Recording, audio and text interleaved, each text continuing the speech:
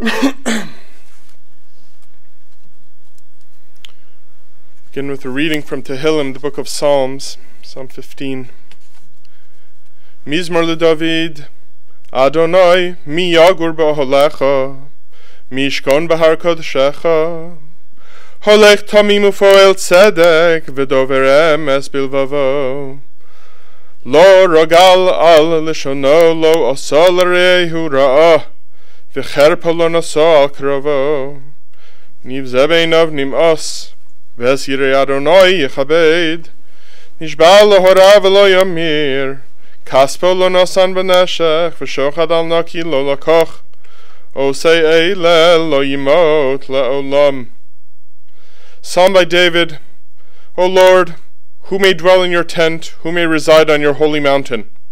Someone who acts with simple purity and does what is right, speaks truth from the heart, does not speak evil against a fellow human being, nor does anyone harm. Someone who is despicable is contemptible in his eyes, but he honors those who fear the Lord. He swears truthfully even to personal harm, does not lend his money on interest, does not take a bribe against the innocent. One who does these things will never falter. David HaMelech, King David here, according to the Gemara, summarizes all 613 mitzvos into these few lines, that the entire Torah can be found in these few short lines. And anyone who knew Reb Shimon here, Simon Swirsky, Reb Shimon would know a number of things. One thing they would know for sure is that when we have in this week's Parsha a verse that has many people rolling their eyes, unfortunately. They hear that Moshe Rabbeinu began his career at the age of 80. And when they hear that, they say, how likely is that at the age of 80, only then do you get started? But anyone who knew the Nifter would know that, of course, you can only get started at the age of 80. Look how much this man accomplished in just 22 years. Anyone, family, his wife, his children, his grandchildren, friends, people in the community, knew that plenty can be accomplished if you only start at the age of 80. But he didn't start at the age of 80. He started much before that. Lived a fascinating life. Having spoken with Mike over the years, hearing about his father, having met his father, I identified very much with his father's life because it was almost year for year, child for child, was my own grandfather's life. And going from, what we would call one gullus to the next, from one difficult country to another difficult country, from one difficult part of his life to another difficult part of his life, where he took one responsibility after another responsibility after another responsibility. It's a life that, even though it's a very long time, and look, almost just short of 103 years, but when you're talking about 103 years, for most people, some of those years maybe aren't that much to write home about. But not in our case, not over here. Of those over 102 years, I think it's safe to say that any year all by itself could have been its own book. His daughter-in-law Marion wrote a book, actually, but the book, as she would admit and anyone would admit, as fascinating as it was a summary. Because the truth is, it could be like one of those famous books that have been written in the last 100 or 200 years, where someone starts, he says, I'm going to start writing a book. And then, before they're done, there's like an 11-volume encyclopedia that they've put together. And that's really what we have over here. So instead of going on and on right now, which, like I said, I could do, but I don't want any words to be repeated, because God knows there's enough to say for enough time without even having to repeat anything. First, I'll call upon two of the grandchildren who want to speak. First, his grandson-in-law, Daniel Dadush, will speak, followed by his granddaughter.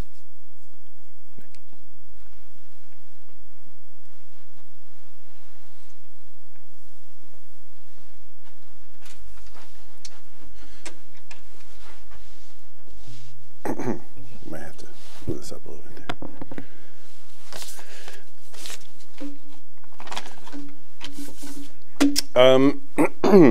All right, so can you hear me? Is this thing okay? All right. We'll start with a little vort from the Parsha. All right, this week's Parsha, the Torah portion, is Shmos and Exodus. And it talks about the Jews, how they were enslaved in Egypt.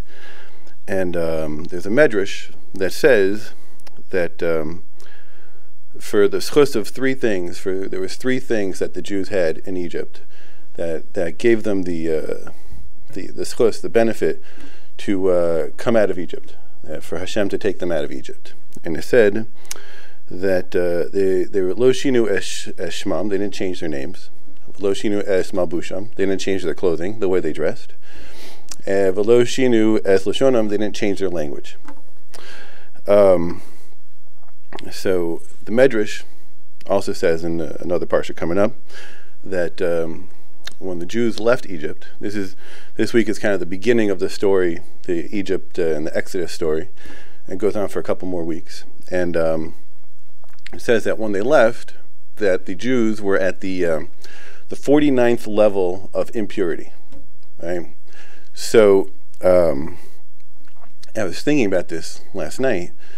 On one hand, we're praising the Jews that they kept to their lavush, they kept to their the mama lashon, they kept to their names.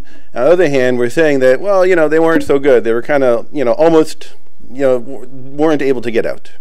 They were so far gone. So I had an idea, and I'm not anybody too big. So I asked my Rabbi Groomer, and he pretty much the same answer, that even though they weren't doing so well spiritually, they just identifying and sticking to it and being proud to be Jewish and not hiding it and not afraid to let people see that they were Jewish and they spoke a different language and they looked different and they had different names. That was a schos. That gave them the benefit to be taken out of Egypt. So Jeddah, as the whole family knew him. I never knew the word Jeddah until I got married, until I met my wife. It's a Russian word, apparently. He was always proud of his Jewish heritage. I mean, from the day I met him, we always, butted head a little bit about how to do things and whatnot, but he was always proud of his Jewish heritage. He would tell me stories about when he was growing up, and he went to Cheder. He wasn't embarrassed to say he went to Cheder. He went to Cheder. That's what he did. He's Jewish, and he would tell me, he goes, I went to Cheder. I went part time. I went half a day, right? And the boys who went half a day, I kind of learned to be a tailor in the other half, and there's a thing that they would do. It's called the pin trick, right? And some of you know what the pin trick is. It's basically if you take a book and you put a pin on one word, you're able to know that book so well that you could say every word that pin would go through if you push it all the way through. So if you push it down 10 pages, you could say every word that pin would touch if it goes straight down through all 10 pages. And he's like, I only went half a day, so we could only do the pin trick on our Gemaras that we were learning for the first few pages, not so deep. Now, I barely remember what I'm learning when I'm learning it. I barely remember what book, which Gemara I'm learning. I go out to tell us to learn with my son. I have to remember, am I learning Bava Basra or am I learning Bava Kama? Right, and here he is. Oh, by the way, when I was in Cheder, he wasn't bragging. He was just that. That's the way it was back then. He'd always tell me stories like this. He loved to reminisce about the good old days. Or later on when after the war, and my father-in-law was born.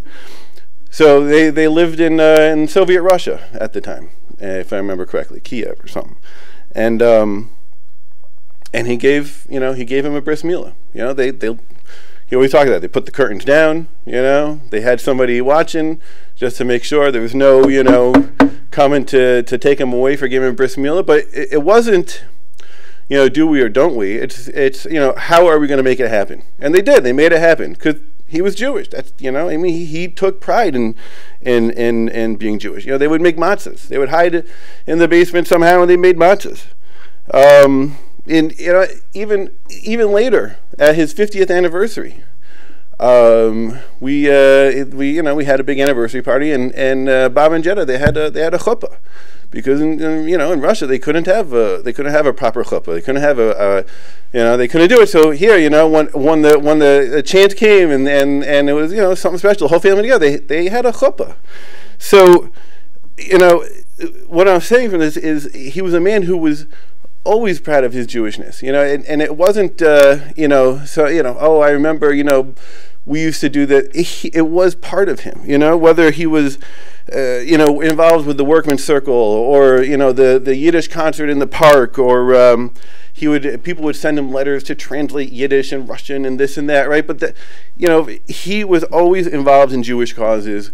And it doesn't have to just be that he was involved in workman's circle. He put plaques up for his parents. I think by Telz Yeshiva, because it was a Jewish place, and he was involved in it. It meant a lot to him. So he was never embarrassed by it, and that it was part and parcel of who he was. Another thing I wanted to point out is our Chachamim, the sages, say that a Chacham ain't of barosh. That a Chacham, a wise person, he sees ahead. Right? He kind of is very pragmatic, and is able to see what's coming, what's down the road, not just deal with things as they come. He kind of plans it out.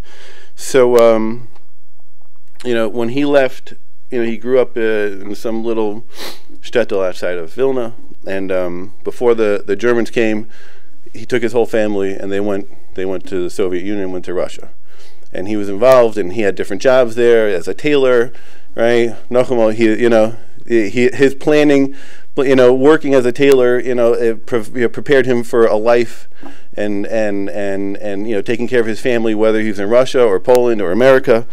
But he was always one step ahead. He was always looking to what's coming, and when he could, he got out of Russia, with his whole family, and they went to Poland.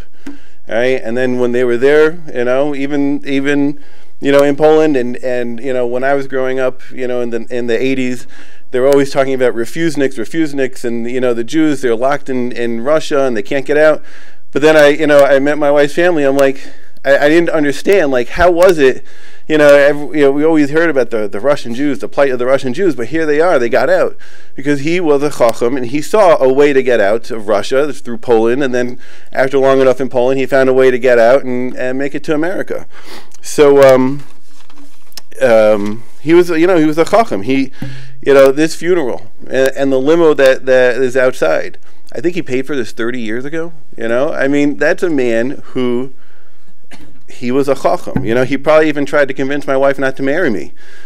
She was young, I was young, we were young and dumb, but Baruch Hashem, it worked out, but he always looked ahead. So he was a very pragmatic, he was a chacham. He was a very pragmatic person. I mean, he was so pragmatic, it's just kind of funny.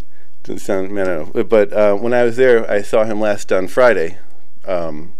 Stopped by on my way to work. He was by Ahuja, and he woke up and he was hungry. So I was helping him eat, and I was feeding him, and he was coffee and orange juice and eggs and French toast, right? And we were chatting a little bit, and he goes, I don't want to die while I'm hungry, right? Just that was it, I mean, it made what I should die while I'm hungry, He was a pragmatic person, just a chacham in his own way. So I'm going to veer off on another little story here about my father-in-law. I'm probably going to say it a little bit wrong because he mentioned this to me a while back, but he this was after the war, and he said he was once visiting his bubby. I don't remember which one.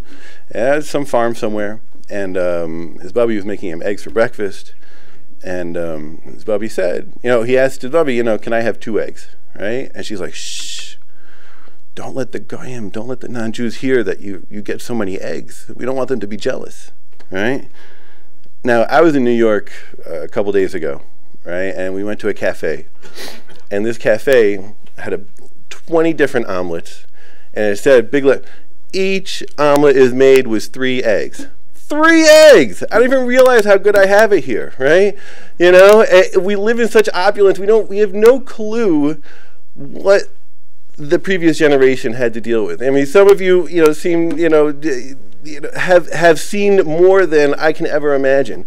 But, to be afraid to talk too loud in your own house that the neighbors might hear that you're getting 2 eggs for breakfast, and yet, here I am complaining that, my car makes too much noise, when I turn it on, right? We have no clue, what the previous generation had to deal with. So, why am I saying this? Because it's not our place to judge anybody for anything they've ever done. Right now our place is to look at the life of Jeddah and take away from him what we can, and see, what we can learn from him.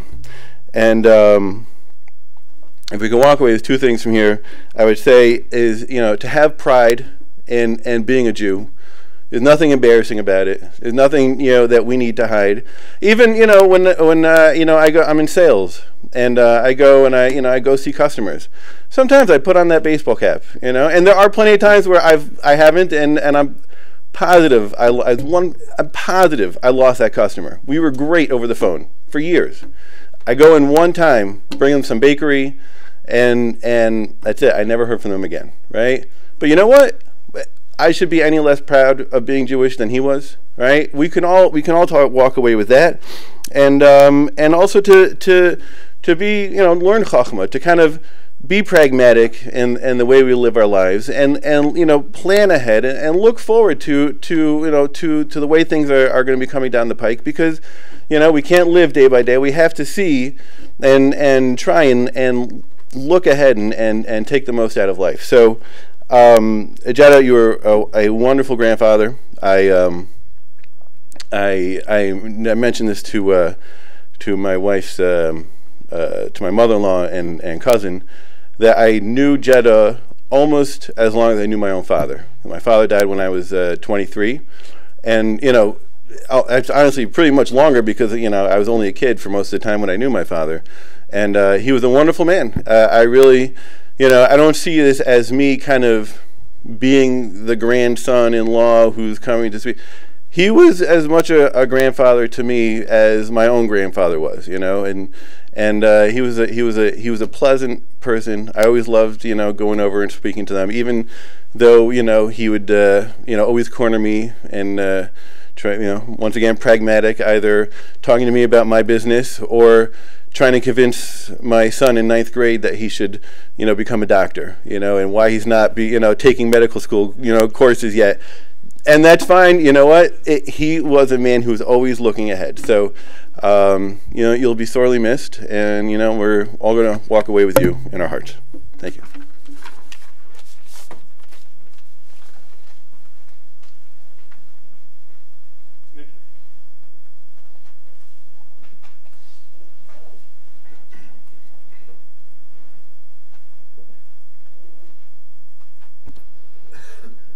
Thank you for all you guys that came to celebrate the life of Jeddah, almost 103 years old. Such a wealth of history, like everyone's been saying.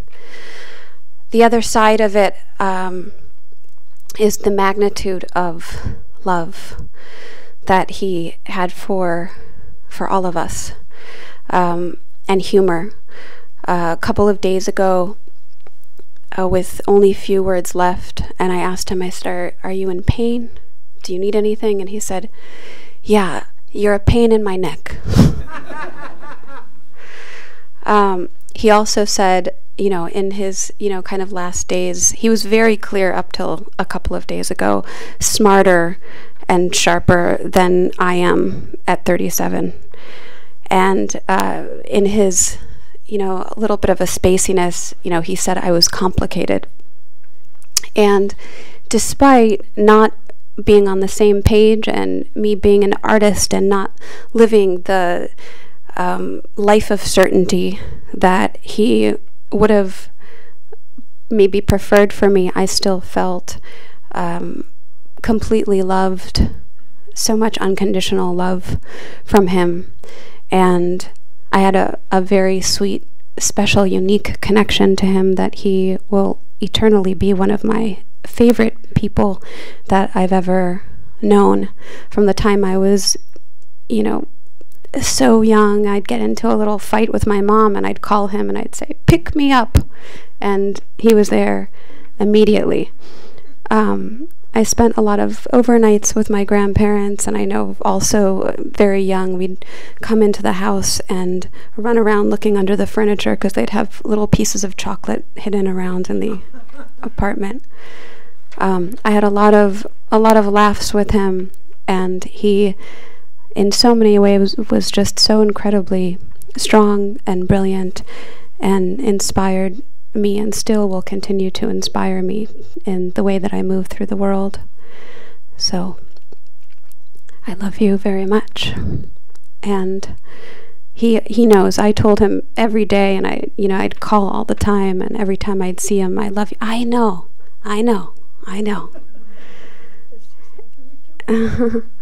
So now my grandmother is 10 years younger, and nobody ever pays attention to how old she is because she was always 10 years younger. So he'd be 100. Well, she's only 90. So, he's, So now, I think that he held on so long because he wanted to make sure that she was going to be cared for. So now our focus shifts to only adoring her and loving her. And, yeah, he'll always be in my heart. Thank you all for coming and for your support.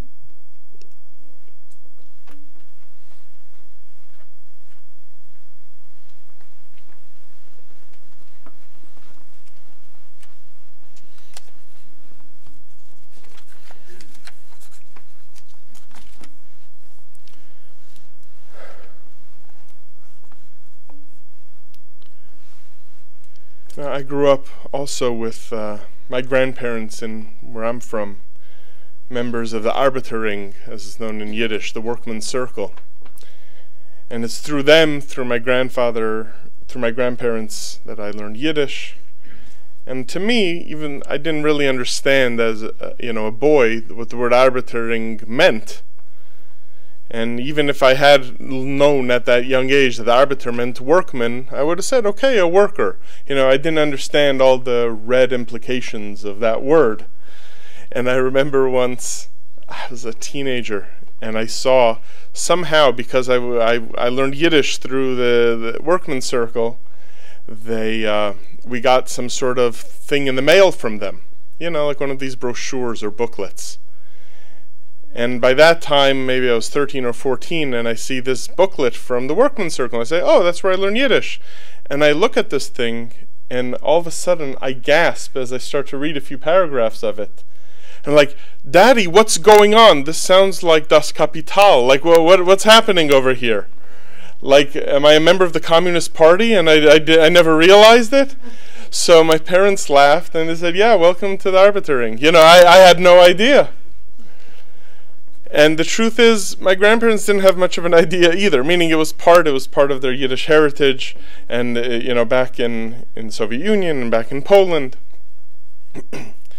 And I bring this up now because as Daniel said, and as many of us know, and I mentioned to the family last night, I said, my grandfather was a socialist because he wanted to eat, and then he stopped being a socialist because he wanted to eat. It was really... This is, what it was about. And even though I know that there were many, including Mr. Swirsky, who had an idea and might have thought that they had definite ideas about religion or definite ideas about God, but it doesn't, let me tell you a story. And to me, this is what he was about, and obviously there's so much more, because everyone knows how much love he had for his family, how he took care of his family when his father died rather young, and he took care of his mother, and he took care of his sisters, and he took care of his extended family. And even after coming here to Cleveland, how he took care of his family. The story goes that one of the people that I know he revered was a Yiddish author by the name of Chaim Grade. Chaim Grade was a Yiddish author. He wrote a book called The Yeshiva, but he himself was not an observant man. But he would teach. He was a professor when he came to the United States, and he taught Yiddish. And he had a student of his, and he brought the student over to his house once to show him some manuscripts that he had. And he brings a student to his apartment, and it's a small apartment in New York City. And he tells the student, he says, "Let me show you something." And it's a small apartment, and there's another smaller room in this small apartment, and he opens the door.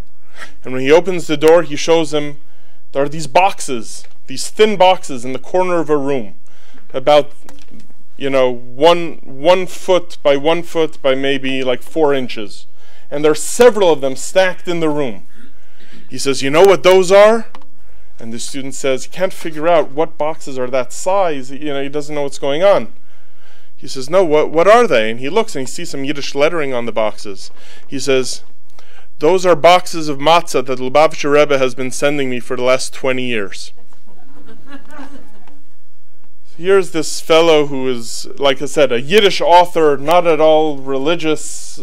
Maybe at some younger age he had been, but by then not. And here, it's interesting, the Lubavitcher Rebbe sent the matzahs presumably to eat. But no, he kept the boxes, and the boxes were stacked there in the corner. And what did he keep them for? I think he kept them for the same reason the Lubavitcher Rebbe sent him the boxes. Because even though it could be argued, and many people in Europe had this idea, it's either this way or it's that way, or you're for us or you're against us. But with a little bit of insight and with some foresight, you can see that those who were part of the love and the appreciation of a Yiddish heritage were in their own way contributing to the future and to the eternity of Klal Yisrael, to the Jewish people. And when I hear story after story, whether it was from Mike or from the book that Marion wrote or from the family, about how much he contributed, not only in Europe but here, how he gave everything to help, whether to translate another letter from Yiddish into English or Yiddish into Russian or from Russian into Yiddish, or whether it was to really, on a volunteer basis, just contribute to really curate, that's really the right word, the entire Yiddish library collection that Siegel College had. Mira said he would come home at the end of the day black with dust just from all of the books that people had donated, all these books from all these Yiddish authors, and coming and to curate and to organize the entire library. And how he would help people and drive people around from one place to another. And then even just, I have to tell you how much I appreciated just hearing, because I know, Mike would say, my father turned 95 today, my father turned, 100. And to hear how till the very end, and everyone has commented, because everyone who knew him knew this, how to the very end, how much strength he had to continue. So there was George's son-in-law saying that he was doing the books, he was bookkeeping until just a few years ago, and he was paying the bills until a few years ago, and he was able to dance until a year or two ago, and he was able, and taking care of details, the sharpness that he had. How many of us, just on a very simple level, if you look, okay, how long do I have before I have to go to the next place I have to go? And you look, oh, I have to be there in an hour. So what do you do for that hour? Maybe you do something, or maybe you don't do something. Or maybe you say, you know what, I have time for a nap right now. But here's a man that till really the very end, until God made him, there were no naps. Meaning he was pushing ahead, onward, day after day, week after week, year after year, long after someone might have said, it's retirement age. But here lies the wisdom that retirement, now he's retired. There was no need for him to be retired, maybe formally, that he wasn't, working, as a tailor for fashion, the world of fashion, but just pushing on ahead until the last drop. is the lesson that he taught his family, and that he taught all of us. The life that he led, like Daniel had pointed out, of having the foresight to realize, he was able to leave the Soviet Union at the right time because he was able to take advantage of his Polish citizenship. And then how did he get out of Poland? Because he could take advantage of his wife's Russian citizenship. And at each step, being able to realize what the right thing was, the right thing to do. There's so much history here, and so much love for his people, and in a way, when you're involved with Workman Circle, it's not just a matter of love for your family, and it's not just love for your people, but it's a concern of also love for all mankind, to know that things are done fairly, that people are treated well, that people are treated fairly, that people have a shot, that people have a chance. So I think there's plenty to take away from today. And I said he would have, until very recently, he would have about 2 shots of vodka a day. And I thought that, it's very wise. They say if you have 2 shots of vodka a day till you're 102, you live a long life. And whether we are zocha, whether we merit to make it that far, or we can make it farther, or we make it not so far, but we will all have a share in something, in his merit, if we can figure out how to use those available moments, and how to use those available years to us, and not be fooled into thinking of that you have plenty of time, because he lived a life not realizing he had plenty of time. He told me at his great-grandson's bar mitzvah last year. He said, look, I guess I have good genes, but he wasn't content just to say, he has good genes, and then let that be it. But instead to take advantage of them. Yehi Zichro Baruch, may with these memories, and a wealth of memories going back to before World War I, this wealth of memories that we have of him and that his family have of him, carry us also for another century. Please rise.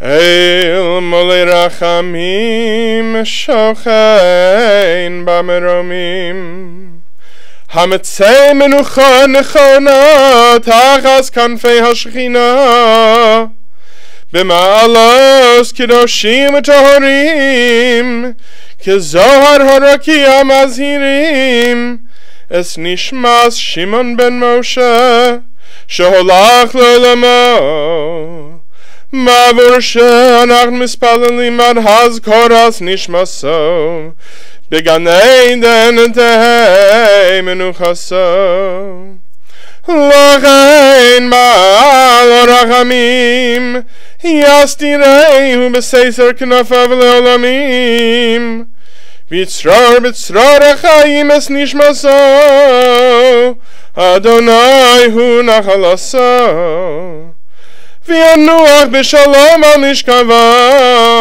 ונאמר Amen. God, full of mercy, who dwells on high, grant proper rest under the wings of your presence, in the lofty levels of the holy and pure, who shine as the brightness of the heavens, for the soul of Shimon ben Moshe, who went on to his world, for whose memory we pray. May his resting place be in the Garden of Eden. May the Master of Mercy shelter him in the shelter of his wings for eternity. May he bind his soul in the bond of life. Lord is his heritage. May he repose in peace on his resting place. And let us respond, Amen. Amen. The burial will be at Zion Memorial Park now as we head out. The family will be sitting Shiva at his apartment, 2200 Kerwin, apartment 613. Today until 9 p.m., tomorrow Friday from 9 till 12, after Shabbos from 7:30 to 9 p.m., and then Sunday, Monday, Tuesday from 9 to 12, 1 to 5, and 7 to 9. There will be a minyan this evening at the home at 10 past 5 p.m. Otherwise, the remaining services will be held at Heights Jewish Center. I'm going to call upon the pallbearers to come forward to carry the casket out.